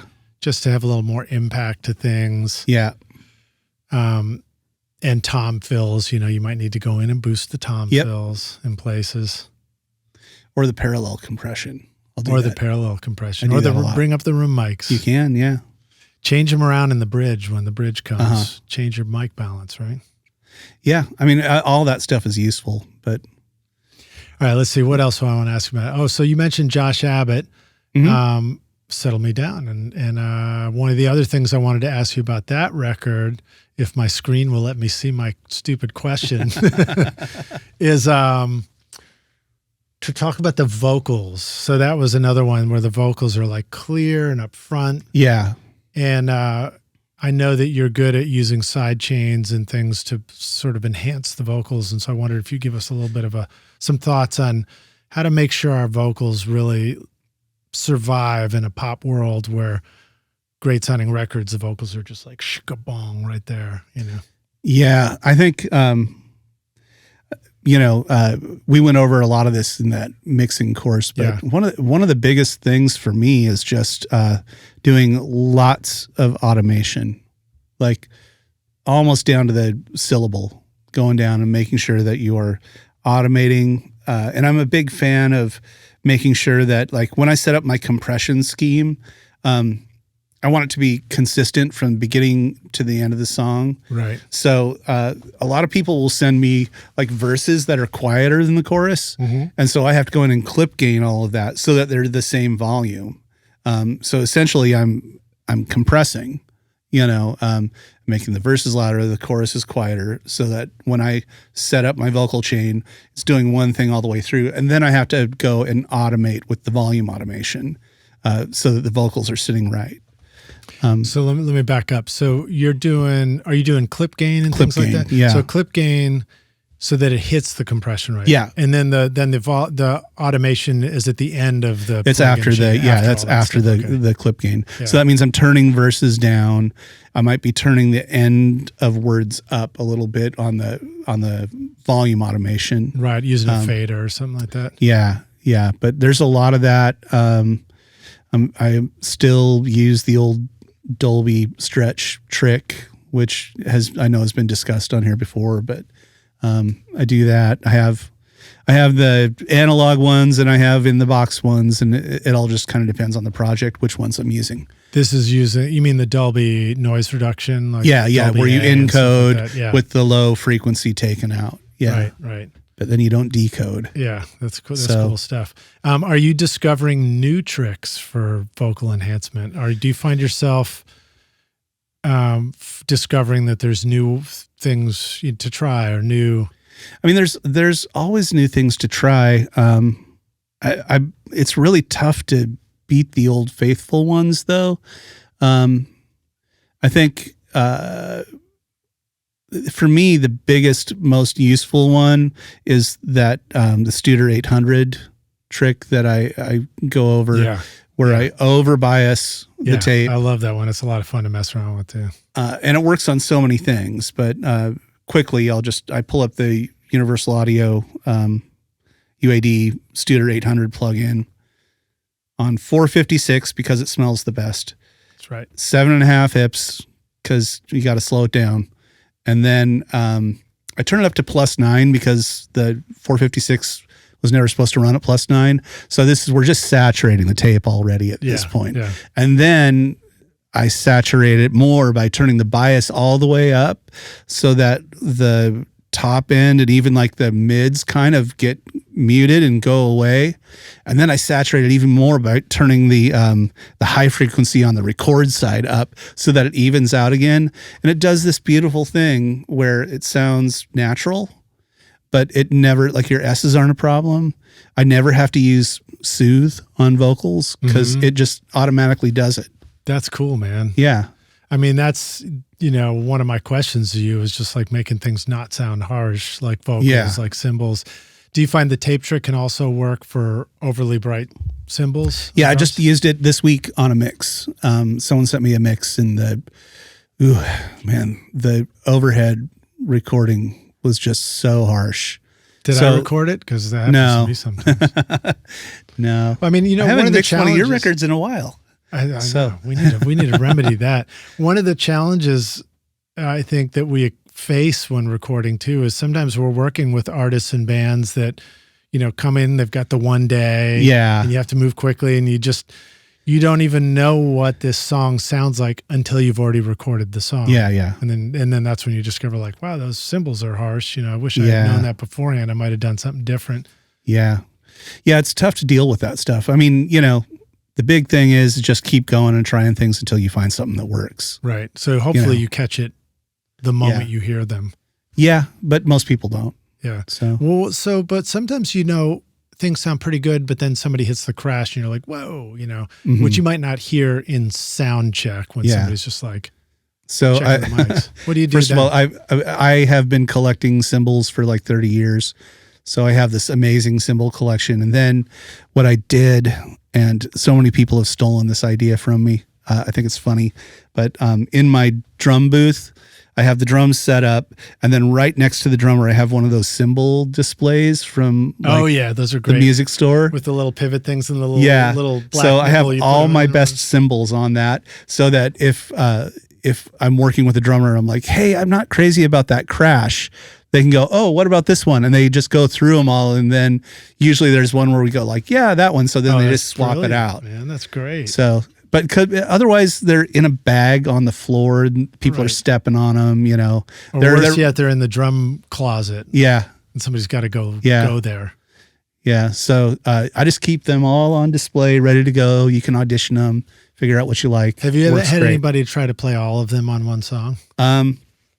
One time at the end of a song as it was fading out, Saul was playing drums and he decided to go over there and find some different sounds. And nice. I didn't know that he wasn't just hitting his cymbals, but it just sounded right. So he evidently made a good choice. But that's cool. That's clever. I like that. Well, first of all, you got to have a drum room where you got a little bit of space so you can have the extra stuff. But that's a clever way to do it. Yeah. I guess it'd probably be a little too much to have all the snares right there too. No, I mean, because I don't have enough room, I had my son build a shelf above the entrance.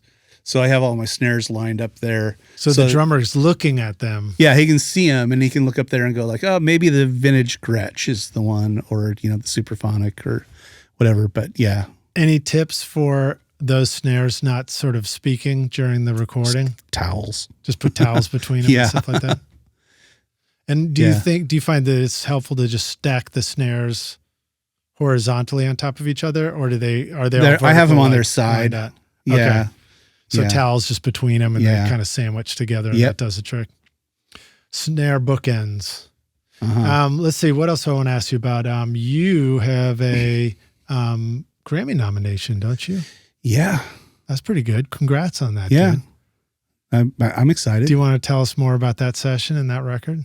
Well, this for Deeper Well, Yeah. And by the way, there's a number of other engineers on that record too, and they're all up for the same Grammy. So hopefully we get chop it into little pieces. No.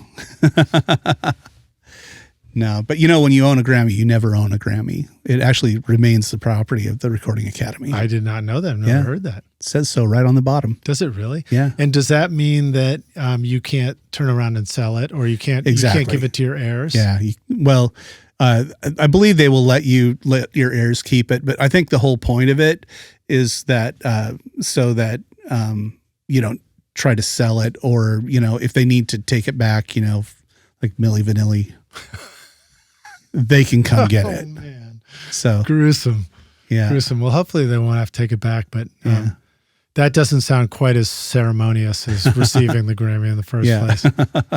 I just have a piece of paper on the door of my studio. I don't think they'll come take that back. I doubt it. They'll just come with a Sharpie and just go. So what did you guys do or what was your participation in that record? And what kind of stuff were you recording? So I worked on that record. I don't remember how many sessions we did. We actually tried a few different studios out.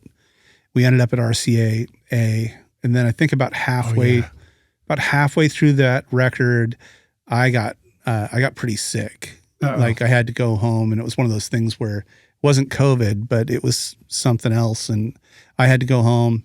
And I think they had was it Conrad Snyder? Yeah, I think Conrad's a good dude. I think he picked up where I left off and finished most of the rest of the record. Are you recording your own music or other people's music in your studio, but you're having trouble figuring out how to get your mixes to sound great? Do they sound weak and distant or lack punch and clarity? Well, I've got a gift for you to help you take your mixes from sounding like basement demos to sounding a lot more like professional mixes. And it's my free course called Mix Master Bundle. This course will show you how to get pro-sounding mixes from your home studio with free and stock plugins in Pro Tools. And the best part is, these mixing techniques will work for you in any DAW, whether you're in Logic, Cubase, PreSonus Studio One, Reaper, or anything you can think of. Are you ready to make your best record ever? Then go to mixmasterbundle.com to get started for free now, and you can find the clickable link in the show notes of this episode. Cool. So, I've never worked over it, and this was Studio A. Is that what was Javelina, which is also Ben's room? Yeah. Yeah, so that's the huge space. Yeah, the huge one. Is it an API console there as well? Yeah. Have you worked in Studio B? No, never have. What about places like Sun Records or any of that stuff? No, never got to work there. I would like to try, but I also hear that it's kind of like you really kind of have to know what you're doing in that room. Really? Yeah, because you don't have a lot of options. Yeah. Those guys who were doing that stuff back in the 50s, they had kind of perfected it, like the best things to do for that place. What's some things that you have learned and adopted that are Muscle Shoals focused? The way records have been made at Fame and Muscle Shoals sound and stuff. How does that translate to what you do? And part of that question too is I picture musicians all tracking together. Mm-hmm. Have you figured out how to like record a band all performing together, or even like live in studio and get a really good sound? Yeah, I mean, I've always had to do that though. That's just always been part of what I do. But in Muscle Shoals, it's a different sound there. But I mean, I really enjoy it. However, I will say this, that like most of the work I do is still mix work. Mm-hmm. And so it comes in through my website or management or former clients. It's still a majority of what I do. Mm-hmm. And, as far as the other people down there are so many great engineers and producers and studios down there. And it's such a small town that we're all importing our work from elsewhere, Right. That like occasionally I'll get to work with someone local, or I'll hire, Jimbo Hart, to come in and play bass or, whatever. Justin Holder on drums. But, I'm trying to remember who it was that I saw. I think was it Will McFarland? Am I remembering that right? He really knocked me out. I saw those guys play over at Flobama. Is that what it's called? Yeah. Kelvin Holly and Fathers and Sons, I think was the name of their residency. Yeah. But just seeing some of that musicianship and just something felt it's really real good about the music that's happening there. It's very real. It's in the culture. The people that I know who just hang out around town all the time, they're just great players and great writers. They just, I don't know why, it just seems like it's in the culture. What do you want to say about recording live in the studio? I mean, do you have any thoughts for us? Are there some challenges to doing that we can work around? Anything coming? I mean, that's what I've always done, so I don't know. I mean, I've always thought that what you do is you take the musicians, you put them on the floor, point mics at them, and make sure that you get a good take. Yeah. So it's not.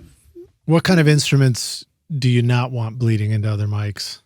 Or is that not even a fair question? Well, I mean, okay, so it all depends on what you're doing and the style you're working with. Like if I have a drummer who's tasteful and doesn't hit hard, I don't mind putting him in the room with other instruments. In fact, that can be a really nice thing to do because the bleed can sound good. But if I'm working with a guy who's really just hitting hard, we have to put him in a booth, or his own room. But you can run into problems if you know that you're going to be going back and overdubbing vocals, if vocals are bleeding into other instruments. So right, if the vocalist is out there with the other instruments. I've heard examples where that can make a killer double. But I've also had examples where singing the wrong lyrics is just like you're really screwed. Yeah. I don't know. I mean, to me though, like the recording process, that is the recording process for me. That's not a weird thing or an exception. It's like, no, you want the band in there playing the song. That's how you do that. Well, I've what I've learned about you is that your methods of getting cool sounds in the studio are awesome. Your mixing approach is great. So there's a ton to learn from you. Oh, thanks. And it was really fun to do the Ultimate Mixing Masterclass with you and learn tons from that. We've had a bunch of, students come through who've just said it was awesome and game-changing. And then you and I have hinted that it would be kind of fun to come on down to Muscle Shoals and do like kind of a masterclass weekend. Yeah, like a producer summit, kind of a thing. I think that would be a lot of fun. I would love to come and actually just record with a bunch of people. Sure. With you at your studio. And I have microphones. I've been practicing. Learn about recording stuff, learn about getting it to sound good in a mix or whatever we want to cover, and maybe go tour a couple of the studio museums. I know it's a lot in one weekend. Oh yeah. That's one of the big mistakes people make is they think they're going to do a day trip and see it all. Yeah. It's like, no, I think in Sheffield, the last time I counted, there were 13 commercial studios. Amazing. With more being built, That's incredible. So, man. Yeah. So Rockstars, drop a comment in too and just let us know if you want to go do a weekend down at Muscle Shoals, and we'll come record. We'll put our heads together and come up with a good idea, or just come on down and record with Craig with your band. Yeah, that'd be fun. So let me ask you this question, which I've asked you before, and it's always a good question. So we can take the Wayback Studio Machine, and you get to go back in time and find younger Craig, and you say, "Listen, dude, I come back to give you this one bit of advice. Here's the single most important thing you need to know to be a rock star of the studio yourself one day." I think of the interviews I've done with you and how you've been in different studios, even during all those times. I think. What advice do you feel like you would go back and give yourself if you could? I was talking about this with a friend of mine who's a producer the other day, and we kind of came up together. He was actually the first guitar player I ever recorded. And we were talking about how, remember back when we were in our early 20s, how if someone was recording anything anywhere, we would be there. You know, like it didn't matter. Like if we lost money, we would be there. Yeah. I think I would want to still be doing more of that, you know, because so many great things came out of those years of just like being completely reckless. Yeah. And not caring about, you know, like how much money there was or how much sleep I was getting or how far I had to drive. So many of the best relationships and the best music came out of those situations. And we were talking about like, wow, here we are. We have these kind of dream studios and we do get to do this for a living and we get paid and we don't do that thing anymore. Like the thing that we were passionate about, like helping people, you know, do this.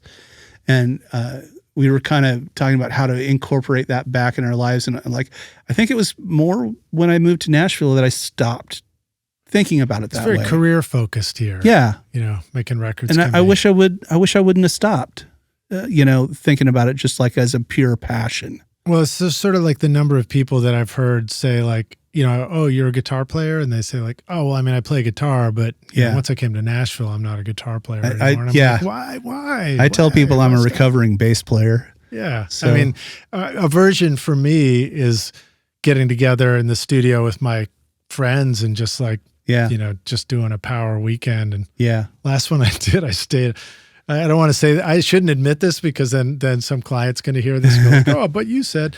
I stayed up till like, the first night I stayed up till 4 a.m. and the next 2 nights I stayed up till 6 a.m. Yeah. And I was in heaven, you know, just cranking stuff out. But, you know, doing sessions, I'm like banker's hours, Monday through Friday. You know? Yeah, exactly.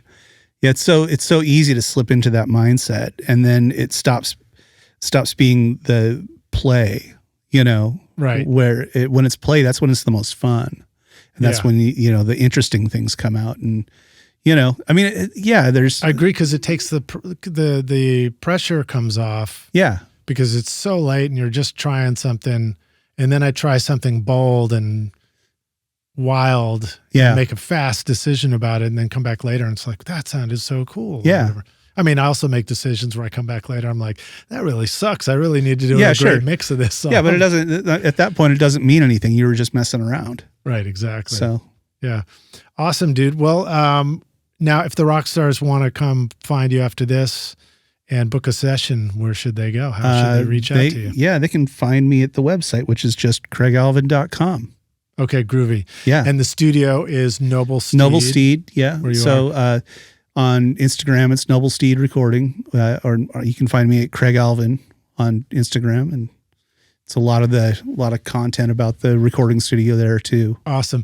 And then a reminder, it's not too hard to get down to Muscle Shoals. It's easy. Pretty easy, especially from Nashville. Yeah. And then it's not hard to find a place to stay there. I mean, I think one way to think about visiting down there too is to think about it as very affordable. It is, It's not like trying to go to a crazy expensive city and then you're like, your hotel's $600 a night and all this nonsense. Yeah, and I will say a lot of the studios have guest houses already or places to stay. You know, like ours, you can find a place to stay. There's also decent hotels. So. Yeah. And then how cool it would be to, I mean, your place and the Nut House across the street, you literally come down to work with you and be in 2 different studios by crossing the street. Oh, yeah. Part of the process. And I do that with Saul all the time. You know, he's got that room upstairs at the Nut House, and we're always trading projects. That's awesome. Yeah. Well, dude, thank you once again for being on the podcast, man. Thanks for coming and doing our new video studio. What should I call this studio? I don't have a name for it yet. I've been thinking about it, but nothing has come to me yet. Nothing has come to me yet. Studios. There it is, Rockstars. All right, dude. Thanks for being here. Rockstars, thanks for watching. You rock, dude. Take care. Cheers.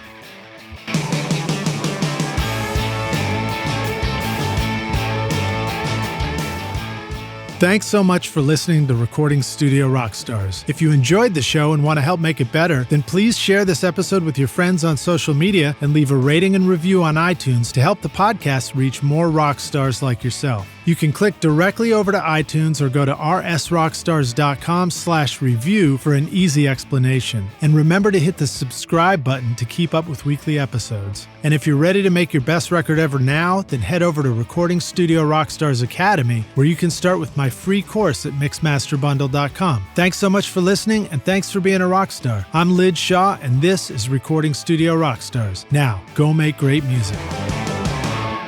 Recording Studio Rockstars would like to give a big thank you to our awesome sponsors who help make this episode possible: iZotope, Native Instruments, Atom Audio, and SAE Institute Nashville. And remember to take advantage of our special coupon codes at iZotope.com, nativeinstruments.com. Use the coupon code ROCK10 for 10% off any plug purchase. If you enjoyed Recording Studio Rockstars, please check out our sponsors using the links in the show notes. These are all things I highly recommend for your studio. They're going to help you make your best record ever. And please like and subscribe to our YouTube channel, because it's a great way to help support this show. And leave us a comment below to let us know what you thought of this interview or who we should have on as a guest in the future. I would also like to thank our fantastic team here at Recording Studio Rockstars, Vlad Weselchenko and Liz Hulitskaya. Thanks so much for watching and listening, Rockstars, and we'll see you in the next episode. Cheers.